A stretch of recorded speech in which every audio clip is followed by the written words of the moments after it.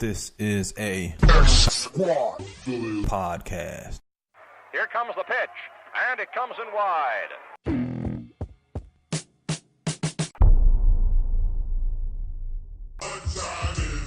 On the BS3 Sports Show. Welcome to the BS3 Sports Podcast. We hope your experience with us is amazing. Sports talk, comedy, social issues, and more. BS3 is the best source. Can you dig it, son?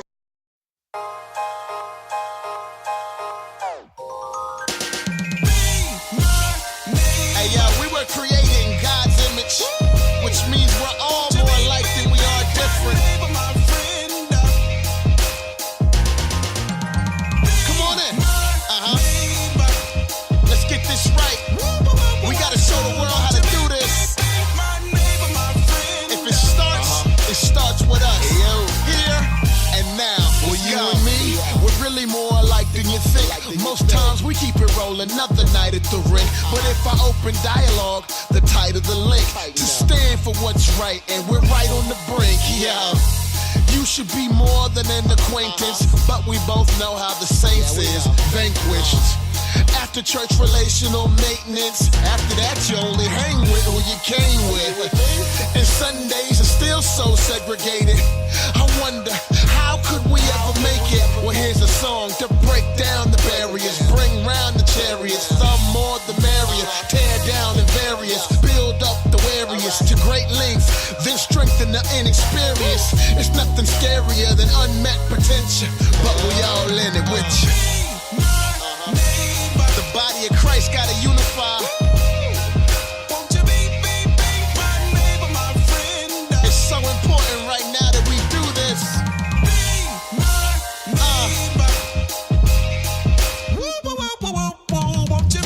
If it's gonna be, it's up to us. I'm so serious. The church has left the building. It's no roof here, but Jesus is the real thing. It may be a field of dreams, let's get it straight. It's really time to step up to the plate. It's really time to get it and give and risk it. Disciple men quick, like those bearded misfits, like those fly fishermen. Just don't cast out your color lines. They're looking back like another place, another time. But we're here now, and there are fears now. Got to use your other eyes to be colorblind. And there are tears now. Lift the lampshade. You'll see the world needs more than a band-aid. The way I see it, we got one life to live, and when it's done right, we give. We'll be just like the kids. Back to innocence, back to Eden. They say love conquers all, I believe them. And this is one for everybody. Lock arms with everybody. They want a cliffhanger, a big banger, but I don't want to leave here strangers. Why don't you? We gotta bring the world together, man. We're more alike than you think, you know? We gotta unify.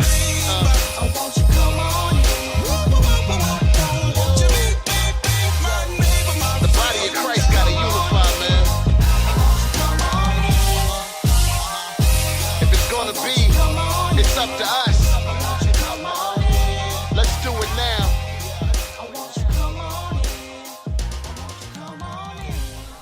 Welcome to the BS3 Sports Show. Sports talk at its finest on 2livestewsradio.com. We got a great show planned for today. A lot to talk about, a lot to get to. Talking about Houston relief. You know, there's a lot going on from the hurricane, so we'll be talking about that. Also interviewing Christian hip-hop artist D-Jax. Also interviewing retired NFL wide receiver Raymond Weber. And we'll be talking with sports reporters Fago Franklin and Mike Truth. So, we got a great one going, and we got my man Tyjun Mack already on the line to talk about the weekend sports. What's going on? What's going on, man? Let's get it started. Great weekend sports. A lot of stuff went down, so and NFL season is getting ready to start. So I'm ready. Yeah, definitely. So I wanted to do this. A lot of the times we rag on guys that do bad things. We talk about guys who don't live up to their name. They don't produce. But J.J. Watt, what he's done and what he's doing for Houston is beyond amazing. So I want to give a shout out to him. I believe he's raised $10 million. You know, I was taking notes on the show and I had to keep changing it because he's now at $10 million. He keeps raising the amount. So I urge you to give to the Houston Flood Relief Fund, whatever one you choose. I'm not going to tell you which one to give to, but I would say you need to give to one of them. Yeah, definitely, man. You know, it's always good to see sports figures, celebrities, and things like that come together when you have like such a natural disaster that just affects so many lives. You think about Houston, and Houston is the only area that was affected, but it's the biggest area that was affected. I mean, Corpus Christi and other areas surrounding Houston were also affected as well. And so J.J. Watt took it upon himself to start raising money to help fix these areas. And I think his initial goal was like $1 million, I believe.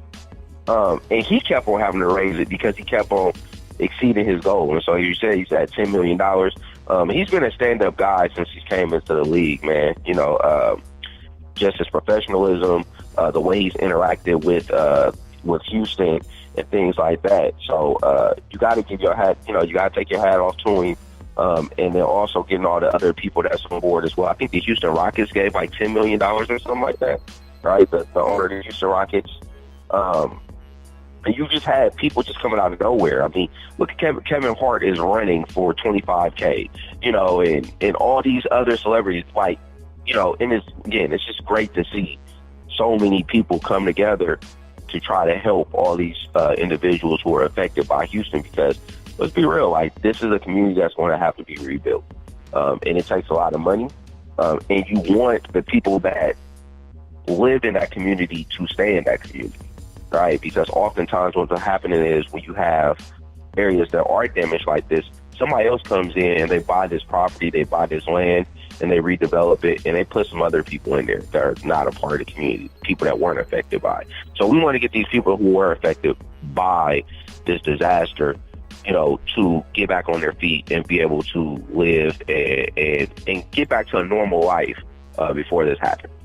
Yeah, definitely. And that's a great point that you make. It's going to take a lot. People are saying this is worse than Katrina, and we all know how bad Katrina was. You know, filling up the Superdome, a lot of the issues that they had, water.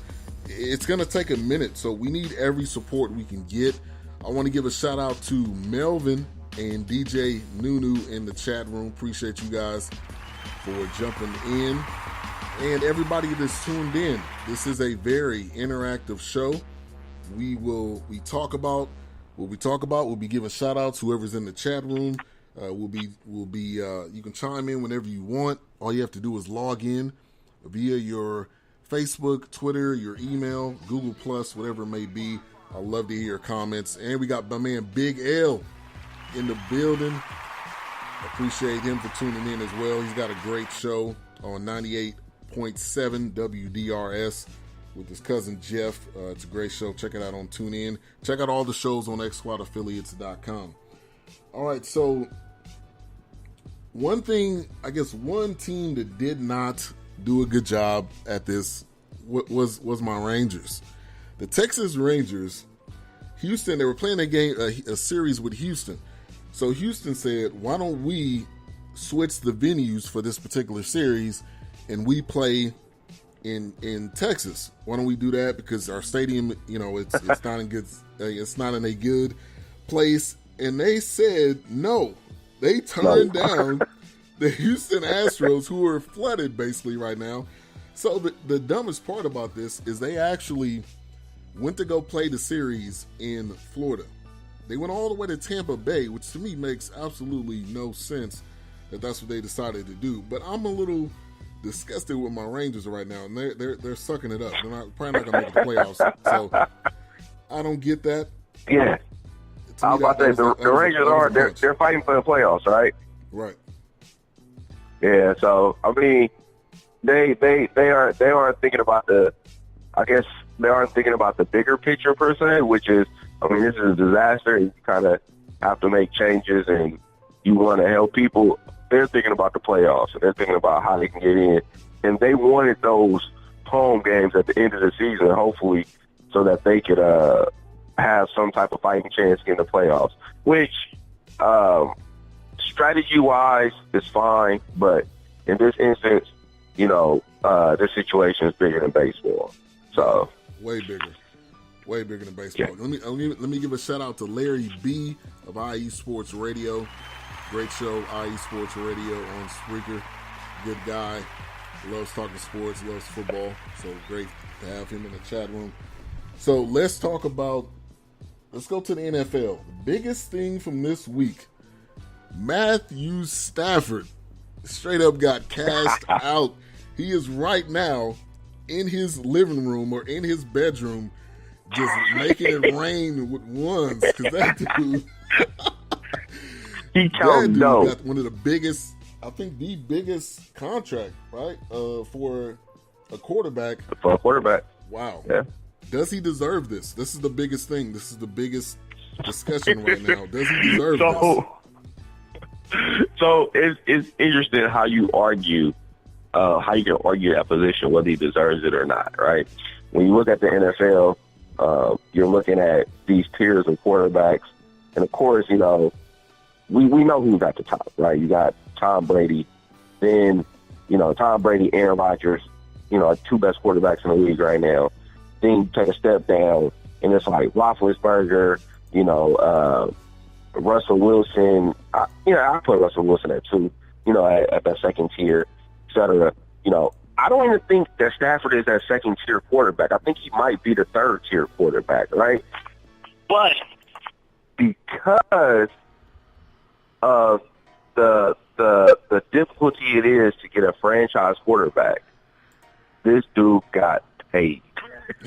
Got paid, right? I mean, when you really look at it, I mean, Stafford has, I think, one Pro Bowl appearance his entire career. I think he has one Pro Bowl appearance his entire career. And he's put up yards. He's put up touchdowns. But I believe, like, last season was, like, his best quarterbacking season of all time. And it wasn't really a great season. It was a solid season, you know. But, you know, two playoff appearances, you know, he hasn't really, like, killed it, you know. But one thing you can say about Stafford is Stafford has been consistent throughout his entire career.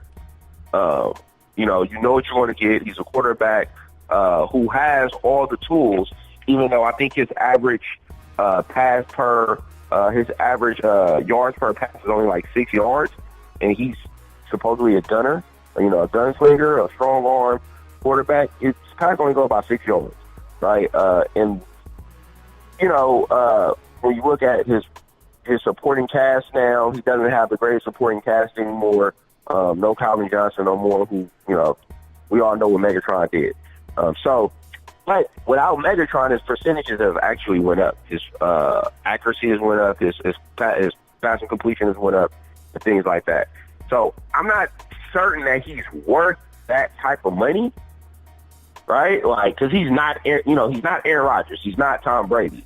But because you have a lack of real franchise quarterbacks in the league, you have to pay this dude like that. Yeah, I think what it basically comes down to is that this is a Tony Romo type contract. You remember when Tony Romo got that big contract? He never won a playoff game. He never really won anything, but he was the best that they had. He was the best option. And you look at Derek Carr. You compare the contract to what Derek Carr got, and honestly, I don't think Stafford should get less than Derek Carr. So that's really what factored in, kind of the reason why he's getting that huge deal. And I think I don't know if he's gonna live up to it. I don't know if they're ever gonna win anything, but he got his money, and he's riding to the bank with the Brinks truck. So you're not tripping. he definitely got paid. Let's see what Detroit's going to do, because I don't know if they're going to actually win some games finally. You know, they're one of them teams that, like, every year you look